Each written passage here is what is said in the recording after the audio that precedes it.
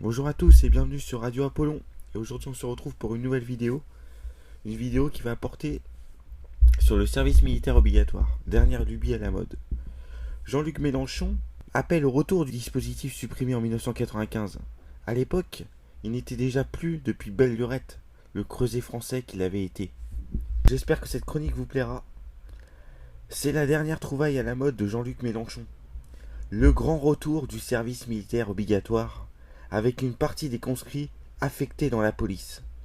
Une trouvaille révélatrice de tous ces fantasmes et illusions que la gauche, mais aussi une partie de la droite, entretient autour du service militaire. Mélenchon laisse entendre que la police est livrée aux affres de la violence et du racisme, ce qui est mensonger. Il croit, ou fait semblant de croire, que cette police est raciste, car elle est uniformément blanche et fermée aux recrues issus de l'immigration, ce qui est faux, du moins depuis 30 ans.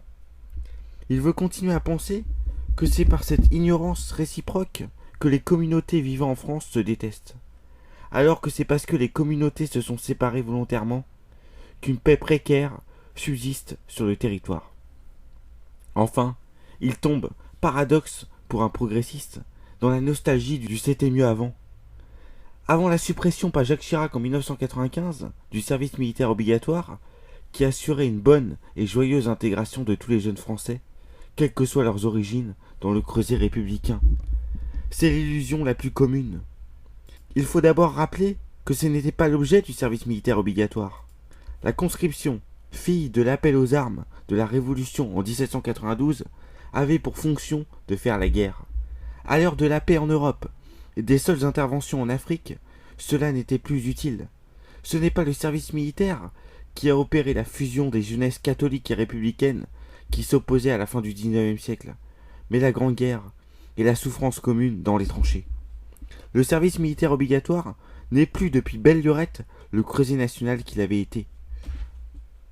Dans les années 70, la jeunesse bourgeoise se faisait réformer ou affecter dans les bureaux. À partir des années 80, l'arrivée des jeunes issus de l'immigration ajouta un problème quasi insoluble. À la demande du ministre de la Défense, Jean-Pierre Chevènement, en 1990, le rapport Biville avait enquêté sur l'intégration des jeunes dans la société à travers l'armée et en particulier le service national. Le comportement des jeunes Français d'origine maghrébine était caractérisé par l'absentéisme et désertion, coups et blessures volontaires, trafic de stupéfiants, refus d'obéissance, insoumission. Le rapport mentionnait aussi la surdélinquance et le repli sur l'identité musulmane. À la même période, les premiers voiles féminins apparaissaient dans les écoles. La hiérarchie militaire n'y arrivait plus. Elle proposait la suppression du service militaire obligatoire, ce qui empêcherait pas de nombreux jeunes issus de l'immigration de s'engager dans l'armée, mais volontairement. On confond la cause et les conséquences. Ce n'est pas la suppression du service militaire qui a désagrégé la magnifique machine d'intégration à la française. C'est la désagrégation de notre creuset national qui a eu entre autres la peau du service militaire. Merci.